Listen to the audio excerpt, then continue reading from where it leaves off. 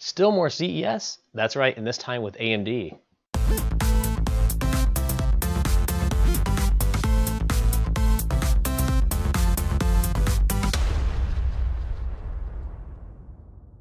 AMD's press conference was pretty full and pretty awesome to watch the stream, but also didn't have a lot of topics. It's kind of like Intel's, where they discussed a lot of technologies and things that they've been doing or in the past or collaborations they have, but not a lot of mention of product itself.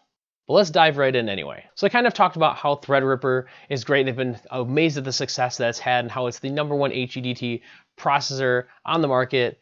But they didn't really mention anything new. In fact, they kind of had a banner behind them and everything saying 2nd generation Threadripper, but we've already had 2nd generation. But this is fine, honestly, because Threadripper always follows behind the Ryzen parts first. And since we haven't had anything beyond the 2nd generation Ryzen, we still have nothing to produce for the Threadripper. So they just wanted to kind of talk about that, mention how great it is, say they're thrilled with the success and how it's being used in the market and everything like that. They also talked about their Epic servers and how those are amazingly catching on, and they're excited how that's being taken off and used in so many different various places, including in cloud computing and data storage, as well as other scenarios. At one point, they talked about their success working with Google on Google Project Stream. If you've ever heard of this, this is the test they've been running. I'm actually a part of this, where you get to play Assassin's Creed Odyssey streamed using a Chrome browser, and it displays up to 1080p 60 based on the bandwidth you have. Now, I've been able to play it at that full resolution frame rate, and I've tested it requires about 25 megabit consistent download speed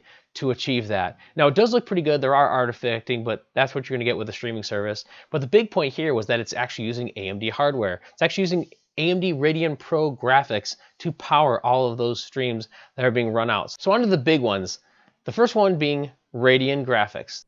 They announced this with a cinematic trailer of 3 beams of red light going across the city through downtown streets and finally forming on top of a building to create the new Radeon 7 graphics card. That's right, Radeon VII Radeon 7 graphics, and building up to a 3-fan model, at which point they went back to the stage and Lisa was holding the actual video card, which is very, very cool to see. Some quick specs that they had on that was that it's using a Vega 20 GPU, which is basically the shrunk down version of the Vega 10 from my understanding.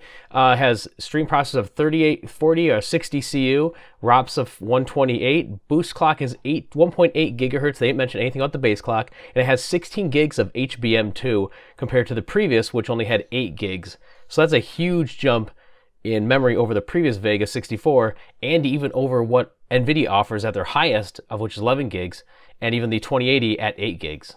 At this point, they did some testing against previous Radeon Vega cards in some content creation and some other various games, but the big one was when they tested against an RTX 2080. And what they did compare is 3 different games: Battlefield 5 for DirectX 12, Far Cry 5 for DirectX 11, and Stranger Brigade for Vulkan. And what we found is with DirectX 12 and DirectX 11, it was only 1 frame a second a difference, with the Vega being in the lead, or the Radeon 7 being in the lead over the RTX 2080. So that's great. It's keeping up with the 2080 perfectly.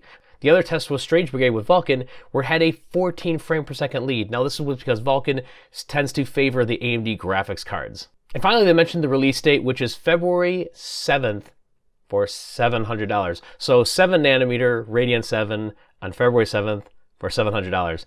Definitely a little number scheme going on there. And of course, in AMD fashion, there is a bundle coming with this card, limited time. When you buy it, you get Resident Evil 2, Division 2, and Devil May Cry 5. So if any of those titles are ones you're looking at, it creates a great bundle, because that's about $180 worth of games with a $700 card, bringing your card really down to like a $550 card, give or take. So that's an excellent bundle. Well, we have to wait to see actual further tests when the card releases to see how well this really does perform in the real world. Now, the last thing they wanted to talk off, and they were kind of like, just warming up the crowd, and all of a sudden the words appear behind it, Ryzen, was Ryzen 3rd Gen. So they're finally talking about Ryzen 3rd Gen, which is great. It's 7 nanometer process, again, being the first to the market on that, because Intel's only just announcing their 10 nanometer, and that's still over a year, more than a year off before you get to the desktop level. So they've definitely beat them to the market on a lower process. One of the great tests they did to show off the performance of these new 3rd Gen Ryzen CPUs was Cinebench R15. Now, they used an early test sample of one of the processors, no mention of speeds or clocks or anything like that. The most they could tell us was 8-core, 16-thread.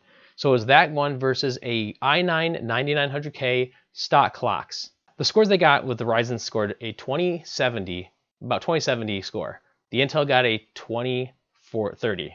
So it's about a 40-inch gap there, which isn't big considering how far that's, you can kind of gain that in 100 megahertz overclock on a processor. So it's not a big advantage, but it is an advantage, and that's huge for them. Now, the bigger part is that she eventually came out and said, you guys want to see it, and brought the actual processor package out and showed off that it's actually under the hood, it's 2 separate cores, one of which is the actual CPU core, which is a small one they showed off in the corner. I'll have a picture up there. And the other one is like the IO and memory and everything off the side interconnect, and they're obviously interconnected and everything. But there's an interesting part of that is when you look at it, there's a space below the little 8-core 16 thread. So a lot of people, including myself, are summarizing that that's where there'll be another one. And that, so what we're seeing is actually like a Ryzen R5. So it's not even the top end R7 or anything like that. It's one of the R5 8-core 16 thread. Again, this is rumor, speculation, everything. But if you, I'll post a picture again where I've kind of changed the voting a lot, but you can see there's a spot we can clearly see they were probably intending an extra core to be there, which would give us the R7s or R9s if they decide to go that route for a 16-core 32 thread. So if an 8-core 16 thread did that to the i9-9900K, you can only imagine what the 16-core 32 thread would do. So that's a big deal. Even better is, like I said, Intel's processors, desktop ones, aren't due for probably another year.